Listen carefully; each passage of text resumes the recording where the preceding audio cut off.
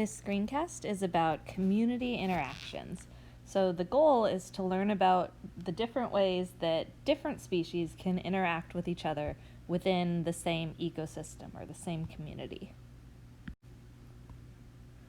So within an ecosystem, each given species has what we can call a niche, or a niche if you want to pronounce it that way. I like niche. So a niche is basically that species' role in the ecosystem. It's a combination of where it lives, how it gets what it needs to survive, so like what does it eat, where does it live, etc. So different species each have their own different niche. For example, there's these birds that seem similar, but they each occupy a different part of this tree, so they each have their own niche. And there's a general rule with ecosystems called the competitive exclusion principle. What that basically says is that no two species can occupy the same niche. So if two species are trying to grow or live in the exact same place and kind of eat or get their energy, if it's a plant, the same way from the same area, then that is not sustainable. That cannot continue to be. What will happen is those two species will be in direct competition with each other, and whichever species is less successful will eventually die out. It will be outcompeted by the other species. So a niche is kind of like a spot in an ecosystem, and only one species can occupy that spot. This idea becomes important when we talk about invasive species. So if you see the word invasive, it sounds like an invader, right? And that's exactly what it is. It's a species that is not native to an ecosystem, so it's not supposed to be there. It's not there naturally. Usually it's something that has been brought over by humans, either intentionally or unintentionally. And since it's something native to a different ecosystem, it may have the ability to take over a niche that's occupied by a native species. Essentially, it will outcompete it and completely decimate that native species. And there are tons of examples of these. Some of them have been brought over, as I said, intentionally. So this picture is showing cane toads. Cane toads are an invasive species in Australia. What happened was they had plantations, sugarcane plantations in Australia, and there were beetles that were eating the sugarcane. And so the farmers thought that they would bring over these toads because these toads eat the beetles. And so they were hoping that they would just, control the beetles, the pests in their plantation. Unfortunately, what happened was these toads multiplied completely out of control.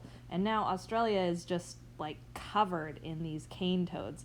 People will drive down the road and like swerve to intentionally try to hit the cane toads because they're just everywhere. They've gone completely out of control. This picture is showing goldfish, like just goldfish that you would have as a pet. One way invasive species can get into an environment sometimes is by people releasing their pets into that environment. So you might, dump your goldfish in a pond, and because you don't, want the goldfish anymore. But what you don't know is that those goldfish, they actually can live a really long time, like 30 plus years, and given a whole bunch of space and food, they can grow to be very large as well. So you can get goldfish that are like, half a foot long, just huge. And those goldfish can reproduce very rapidly, and they can outcompete the native species in that lake. So now see if you can think of some examples of invasive species in the Portland area. There are, unfortunately, a lot of them. Plants included too, so take a second and see if you can think of any. So some examples that quickly come to mind of Portland area examples, two that you probably see a lot are the Himalayan blackberry and the English ivy. So the Himalayan blackberry is most of the blackberries you see, and they're just growing everywhere around here, to be honest. Like you look around anywhere that's kind of, planty, and you're gonna see just thickets of these Himalayan blackberries. English ivy, also not native. English ivy will grow up trees like in this picture, and sometimes it can get so heavy it can actually break branches or even kill the tree because of all this English ivy growing on it. These are plants that were probably brought over because, people liked them and maybe wanted to plant them in their garden. Like they wanted some blackberries. English ivy looked kind of nice, but then the seeds escaped and now they're just everywhere, being really harmful to our native ecosystems. The blackberries in particular are very hard to remove. They get these root balls down deep, and even if you cut the blackberry at the surface, it can regrow from the root ball, and they're also, all spiky and stuff, so it's really a problem. A couple other examples, red ear slider turtles. These are something that are often bought as a pet, and then people get tired of it. They release it into a pond, and they just go crazy. Bullfrogs are also not a native species, and these are harmful because bullfrogs are big frogs, and they'll eat like anything. They're just like the garbage disposals of the amphibian world, so they will just chow down on a lot of native species as well. And there's some species that have been brought in, accidentally. Like there's some species of snails and mollusks that might have come in attached to boats or in the water, the bilge of boats, and kind of snuck in that way. Sometimes seeds can sneak in on people's shoes or things like that. And then again, sometimes they're brought in intentionally and people just didn't realize the consequences of what they were bringing in or what they were releasing. So not every species that's brought into an ecosystem has the potential to become an invasive species, but there certainly are some that do. And one of the main reasons that they can be so successful in their environment is because in this new environment that they've invaded, their natural predators are not there. So the species in their native environment might be controlled, the numbers might be controlled because there's things there that eat them. But you bring a species into a new environment and maybe now there aren't the things, the pests or the predators or whatever it is that would eat that species. And without something to eat it, it can just multiply and grow out of control. Another type of interaction you might see in an ecosystem is a predator-prey interaction. So obviously we have predators, things that eat animals, and we have prey, the things that are eaten. If you look at a graph of a typical predator-prey interaction, and this is showing here how many of them there are in that population, and then this is just showing time, you'll usually see this kind of up and down wavy pattern, and it makes sense if you think about it, because if we think, okay, if we get more rabbits, right, then there's going to be able to be more wolves because there's more food for the wolves. But if there's more wolves, then we get less rabbits because the wolves are eating them. And then when there's less rabbits, that makes there be less wolves because there's less food for them. And then if there's less wolves, the rabbit population can grow. And then if the rabbit population grows, the wolf population can grow, and so on and so forth. So you'll often see this kind of pattern like you see on this graph here with the populations of predators and prey. The next type of interaction I want to talk about is symbiosis. So in symbiosis, we're talking about a relationship between species that generally doesn't involve one species just eating the other, right? So it's any relationship really between the species, two different species, that's not a predator-prey type interaction. So two species living together that have some kind of relationship in the ecosystem. It does not have to be good for both of them. So sometimes we use the word symbiosis to only refer to relationships where the two species are helping each other. But actually, symbiosis is a broader category that refers to several different types of relationships between species, not all of which are mutually beneficial.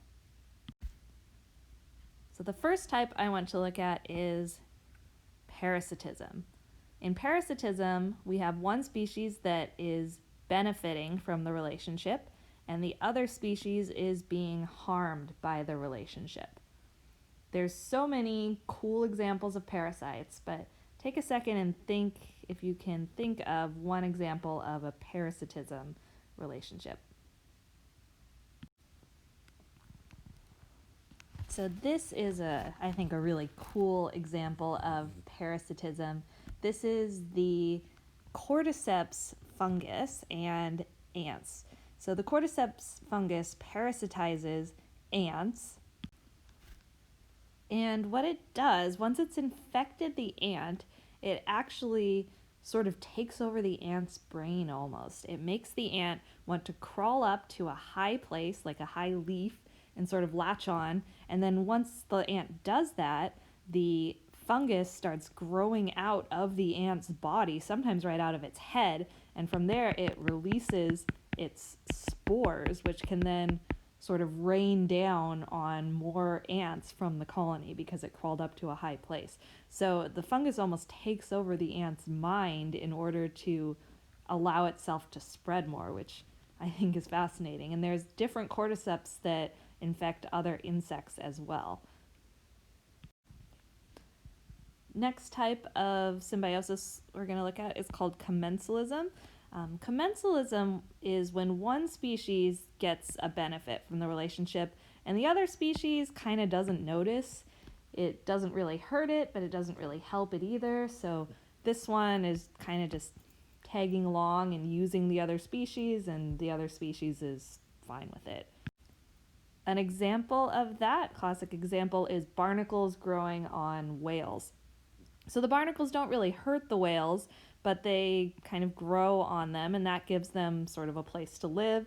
They can tag along with the whale and filter feed some of the plankton that the whale's trying to eat, sort of drifts by them as they're going along with the whale. So the barnacles get something out of this relationship, and the whales just kind of don't care. And the last kind of relationship we're going to look at is mutualism. So you can see right in the word, there's the word mutual, which means like both, right? So a mutualism relationship is when both species benefit from the relationship. So I scratch your back, you scratch mine kind of situation. So think for a sec, can you think of an example of that? So this example I like is between a pitcher plant and a bat. Look how happy and cute that bat looks. What happens with this pitcher plant and the bat is the bat flies up to the pitcher plant and it actually goes inside the pitcher plant like a cozy little sleeping bag. It's kind of like a nice little roost for the bat. It's a safe place for it to sort of hide and hang out. In the meantime, while the bat's in there, it might poop, and the pitcher plant wants that because the poop provides fertilizer. It provides like the nitrogen that the pitcher plant needs. So the bat's getting a place to roost, the pitcher plant's getting fertilized, everybody is happy. So that's a good example of a mutualism relationship.